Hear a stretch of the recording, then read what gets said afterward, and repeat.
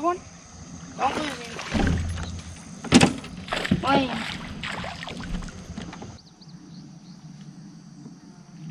See a tail. Where's our cart? Please do not. I'm not going to lose this one.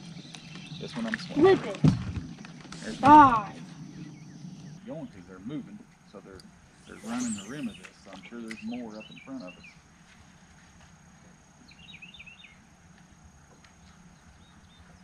Yep, he's got it. Little one. Sure. Will it cold? Will it cold? Maybe. That might cold. What's up, guys? Welcome back. Just got back from my run. Trying to keep in shape. Kind of tough. Shouldn't be as hard as I work out in the heat. I should keep the LB's shed, but man, I like him meat and taters too good. So have to do a little bit of running. My fishing partner all the time says boat runs faster when I'm not so fat. So I keep the weight off so we can get to our spots faster. Right now I'm just out here checking the pool and seeing if I need to add any chemical. I have been fighting this daggone pool this year with I think it's called mustard algae or something like that. Anyway, it has been a pain in the rear to get rid of this year. I don't know if it's been the weather or if it's just because I have neglected it. So I've been having some trouble keeping up with the pool, but that's besides the point. I'm just going to sit down over here. I want to talk to you guys about something that's kind of been driving me crazy. So basically, if you saw there in the title, this is kind of like my update of 6 months of owning live scope, forward facing sonar, and just kind of my general take, like what has it done to my fishing? How do I think it's helped me? How has it, been a hindrance? And to be completely honest with you, 6 months ago, I never thought I would say this. And this is obviously a really, really, really hot topic in the bass fishing drama. And not just bass fishing, but across the board. But bass fishermen tend to dramatize this scenario. You don't hear a lot of the crappie guys complaining about it. There are a few walleye guys, obviously, that don't like it. But the bass guys are the ones that bring this to the forefront as somewhat problematic. And the best way I can put it is, everyone says, whether you're for it, whether you're against it, the cat's out of the bag. And there's no denying that. It's a great tool. It's not something I live and die by. You live by the sword, you die by the sword. And that's not the way I fish. I like to cover a lot of water. I like to bounce around. Am I using it to my advantage? Absolutely. Absolutely. So I have a Helix 12 on the bow and a Helix 9. I flip-flop between the two on which one's running 360 and which one's running live scope or forward-facing, based on exactly what I'm going to do more of. If I'm looking just for structure and I'm fishing individual pieces of cover, I might have my 360 blown up on that 12 instead of my Mega Live. So down to the nitty-gritty, was it worth the money? It has definitely changed the way I fish to an extent, but at the same time, it really hasn't. I still fish the same way. I just use it to my advantage. What I mean by that is, even though I still bounce around and I cover water, I don't waste time in unproductive areas. Whereas before, I had to fish my way through things. If I don't see them and I don't see bait and I just not seeing a lot of activity, I'm leaving and I'll go somewhere else, and then I'll come back to it later and I'll check it again. So it's made a huge difference in that. So if you're on the fence of, do I need it, should I, it's not going to put them in the boat for you. You still have to use everything you've obtained up here, combine that with the Mega Live, Live Scope, Active Target, whatever your choice is, Combine that with that, and it can help you, but it's not going to put them in the boat.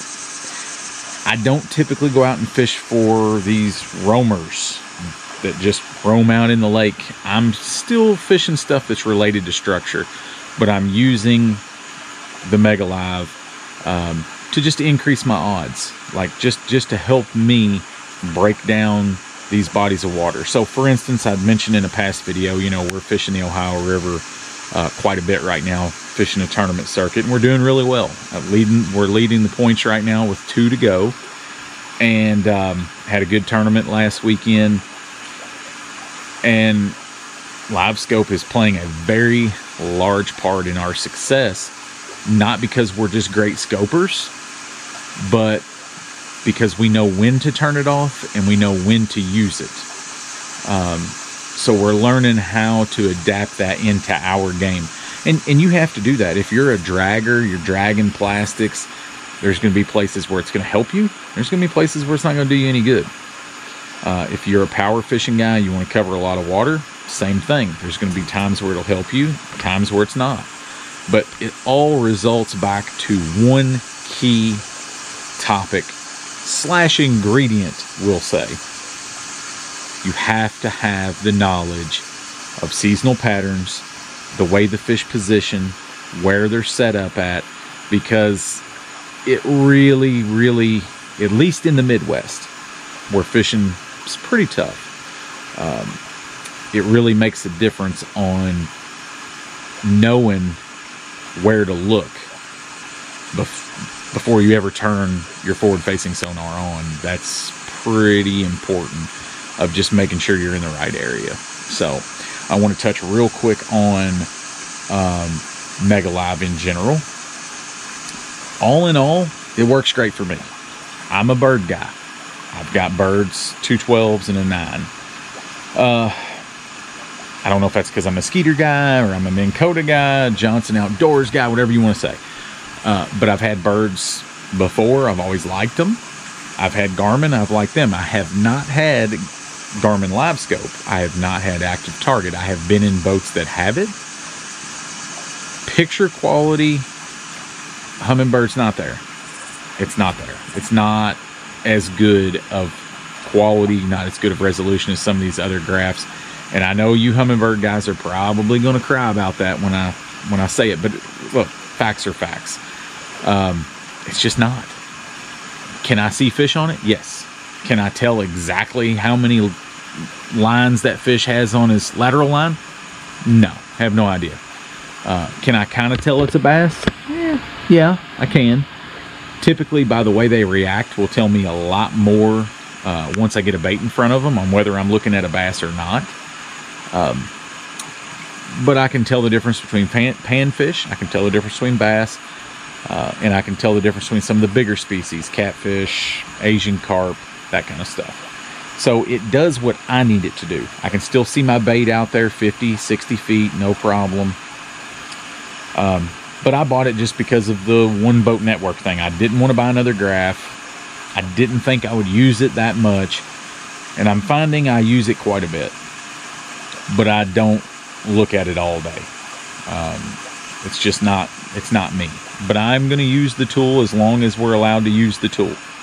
That's just my opinion on it, guys. Take it for what it's worth. A lot of controversy in the fishing industry right now, i.e. mainly the tournament trails, on whether Live Scope should go, whether it should stay. I'm impartial.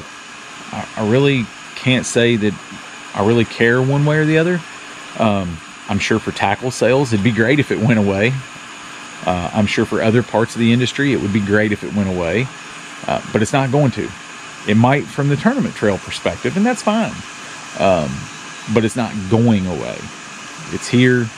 It works. And eventually we're going to hit the peak of that curve to where it's not as effective. It'll always work, but it won't be as effective. And I think we're approaching that in the next probably year or so, because of so many people that have it now and are using it. You can tell a difference in fish behavior. They get conditioned to that just like they did lots of different baits over the course of time. So that's just my 2 cents. Take it for what it's worth. I use it. I don't use it all the time. You still got to be a good fisherman. You still got to know where to look. You still have to put time on the water, have the knowledge. It's not a plug and play, turn it on, and you start cashing checks. Has it made me fish better this year? Yep. Our finishes are better. Generally, our whole year tournament fishing has been pretty decent. Is forward-facing sonar the reason for that? I don't think it's the reason, but it's given me the confidence to move around and not be stuck to an area, and know that I can find fish in other places and not panic. I don't hit the panic button near as much as I used to. So, all right, guys. Well, we will see you on the water in the next one. Hunter's got a youth tournament in a couple days down at Patoka Lake, so we're going to go down there. Haven't practiced. Just going to go wing a buzzbait for a little while. See what happens. You all have a great weekend. We will see you on the next one.